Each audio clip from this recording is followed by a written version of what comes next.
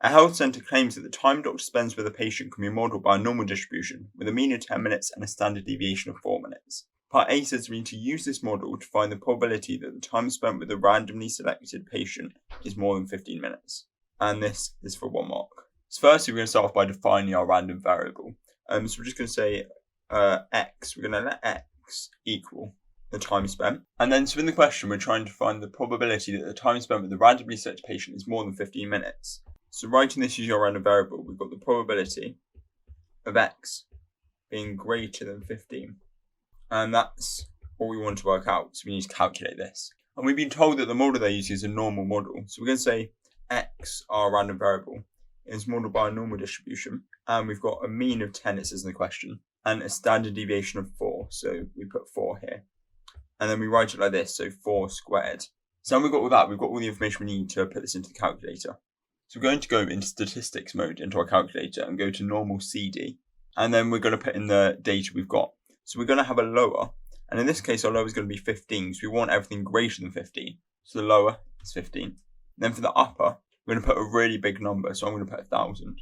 Then we've got mu and sigma, so mu is going to be 10, because that's our mean, and sigma is the standard deviation, so that's going to be 4. We're going to press equals and see what we get. So we get that the probability is 0.105649 ... It keeps on going. So I'm going to say that's equal to 0.106 to 3 decimal places. And that's what we need to do for part A. So we just get a 1 mark here for getting the correct probability.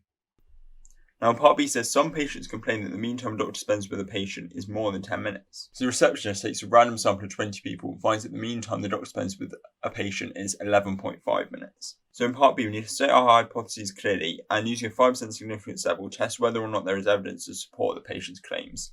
And this is for 4 marks. So essentially what the question is asking us to do is a hypothesis test with a normal distribution. So first you're going to set out our hypotheses. So we've got H0, so null hypothesis. It's going to mean that mu equals 10, so that the mean equals 10. Because what we're testing is whether the mean time the doctor spends with the patient is more than 10 minutes. So our null hypothesis is going to be, okay, so that's not true. Mean is going to be 10. So now for H1, the alternative hypothesis, we can see that mu is greater than 10. So this is the claim that we're testing. Now looking back up to part A, we wrote this distribution for x. Now because our variable x is normally distributed, we say that the average of n observations of x has the distribution x bar being normally distributed with mu, so the same mean. However, we're going to have the standard deviation squared all over n, where n is the sample size. So hopefully this will come a little bit clearer in a minute. But I'm going to use this, say, okay, so we've got x bar, it's going to be normally distributed. And here we've got mu to be 10. And here we've got the standard deviation to be 4. So you know this is going to be 4 squared, all divided by n. And n is the sample size. And if we look back up at the question, we see the receptionist taking a sample of 20 patients. So we're going to be dividing by 20 here. That's great, because we've now got a model for x bar, which is going to act as our test statistic. So quickly down here before I forget, I'm going to write down the significance level. And they want us to do the testing. It's going to be 5%. It just says that in the question, but just so we don't forget. Great, so now we're actually going to carry out the hypothesis test. We're going to use our x bar here. We're going to say the probability of x bar. I'm going to have a look up here. We're testing the top tail of the test because we can see here it's a greater than sign. So we're going to match that sign up here. We're going to say greater than again. And what we're going to put here is the actual mean from the sample that was taken. So in real life. So in real life, when the receptionist took the sample of 20 patients, the mean time was 11.5 minutes. So we're going to put that in here. Now we can work this out in our calculator using this model here. Go into statistics mode and normal CD. We're going to have a lower value of 11.5, an upper value, and we're going to just use a large value. So I'm going to say 1,000. Then we're going to have a mu of 10. So that's our mean right here. And we're going to have a sigma. And this actually, all of this here, you need to remember that 4 squared over 20, this whole parameter here is sigma squared. So if we just want to get a sigma, so to get that, we can just simply square root both sides. So we're going to have 4, all divided by the square root of 20. It's going to equal sigma. And we're going to put that into our calculator. So we've got 4 divided by the square root of 20. And if we press equals, we're going to get 0.046766 ... And now the final stage is to compare this to our significance level. So we got this our answer. Our significance level is 5%, so we can say that 0.05 is a decimal. And our probability here is actually less than the significance level. So there is evidence to support the complaint. So I'm going to write that down in a little conclusion here. So 0.468, so I rounded that to 4 decimal places, is less than 0.05, our significance level. So there is evidence to support the patient's complaint. And we get 1 mark here for our hypotheses. We get 2 marks here for both this part and this part. We get a final mark here for a correct conclusion, so something along these lines. So now I'm going to take a look at part C. It says the health centre also claims that the time a dentist spends with a patient during a routine appointment, T minutes, can be modelled by the normal distribution where T is normally distributed with a mean of 5 and a standard deviation of 3.5. And using this model, part 1 says we need to find the probability that a routine appointment with the dentist takes less than 2 minutes. So writing this out instead of the words just in a mathematical way, you say, okay, so the probability of T, because that's our random variable in T minutes, we want that to be less than 2. And we want to basically evaluate that. And we're given that T is normally distributed with a mean of 5 and a standard deviation of 3.5. So if we go into statistics mode and then go into distribution and normal CD, we're going to set the lower, and because we're testing it this way round, we're going to set the lower to be a really low number. So I'm going to say minus 1000. We're going to set the upper to be 2. And we've got mu to be 5. And the standard deviation, so sigma, to be 3.5. I'm going to press equals on our calculator. We get 0.1956 ... So we say that equals 0.196 to 3 decimal places. So that was the first part. We're now going to move on to the second part, which says we need to find the probability that T is less than 2, given that T is greater than 0. So in probability, what this line means here is essentially given that. So probability of the left-hand side, given that the right-hand side is true. Now we're given a formula for this in the formula booklet. We're given that the probability, and we're using A and B here, but that could represent anything. So we've got the probability of A, given that B, equals the probability of A and B, all over the probability of B. Okay, so we can use this formula to help us. We're just going to substitute A and B for the left-hand side and the right-hand side of this. So we're going to say, okay, so the probability, T being less than 2, given that T is greater than 0, is the probability, and the probability of T being less than 2 and T being greater than 2 is going to be the probability that T is between 0 and 2. Then all over the probability of B, so the probability of this side is the probability that T is greater than 0. And what we now need to do is work out these different parts in the calculator. So we're going to say equals, and we're going to use the same things as last time. So if our calculator is still set up, we can just use that, using the fact that mu is 5 and sigma is 3.5. For this one in normal CD mode, we're going to set lower to be 0 and upper to be 2. So that gives us in the numerator here 0.119119 ... And that's going to be all over. And we can work this out in the calculator. So again, keeping the same values for mu and sigma. We're going to set the lower to be 0 and the upper to be a really big number, so 1000 in this case. That gives us 0.923436 ... And it's a good idea not to round the values at this point. So if we just keep it like this and store the actual values in the calculator, that means we don't get any rounding errors. So we can divide the actual values now after storing them into the calculator. And that will give us 0.128995 ... And now, because we're at our final answer, now we can round it. So we're going to say that equals 0.129 to 3 decimal places.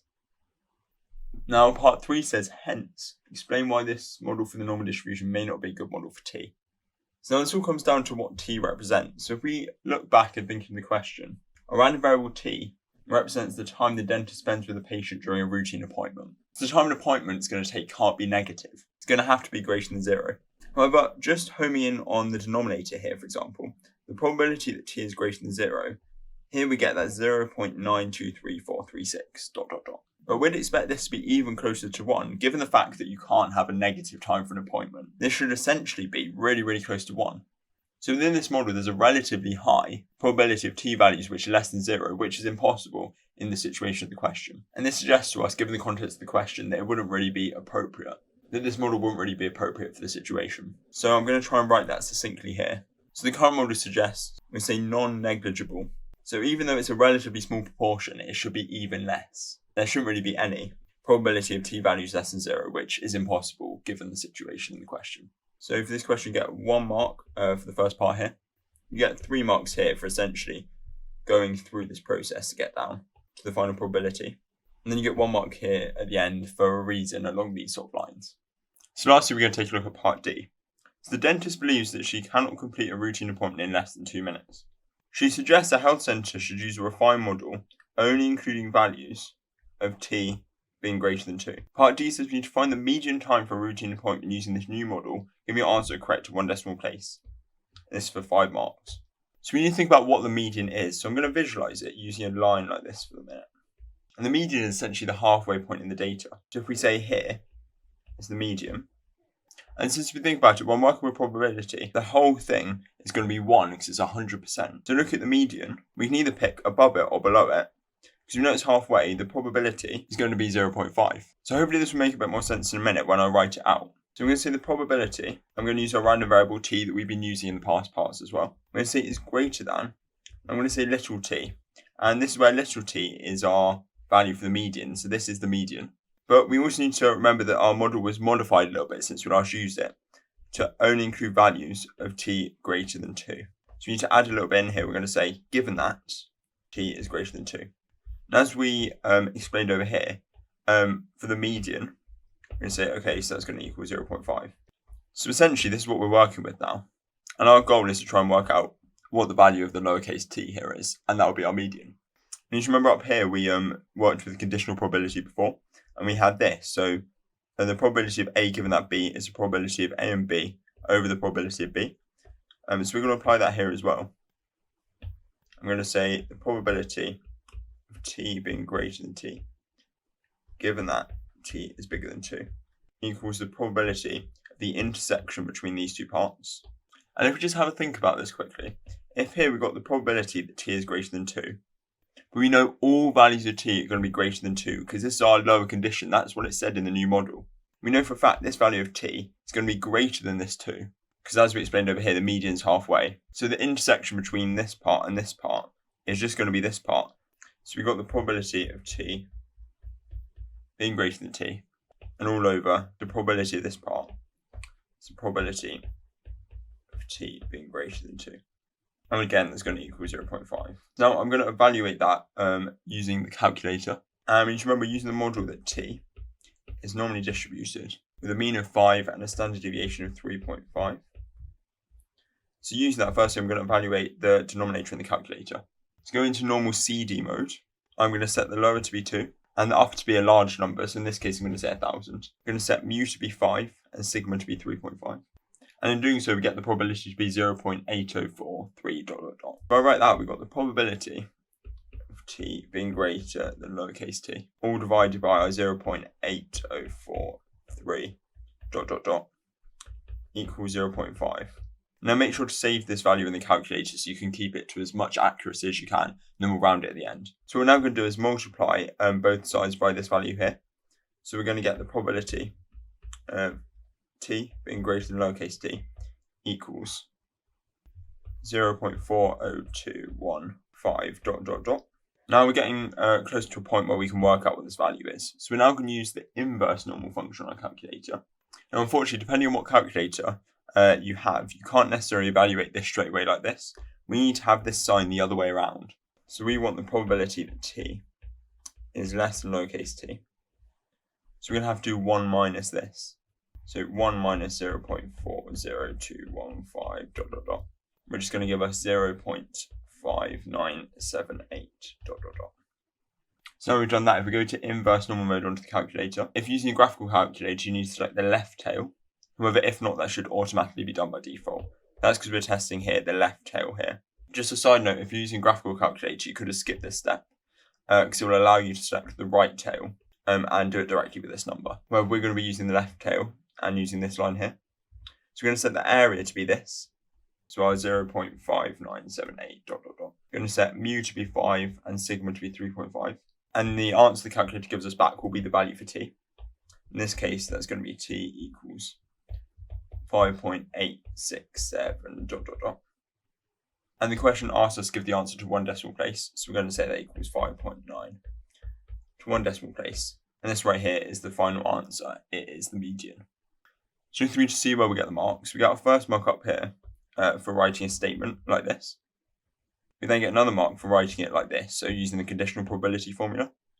We get another mark here for rearranging it. We get a mark for this line, and then the fifth and final mark for getting down to the correct answer of 5.9.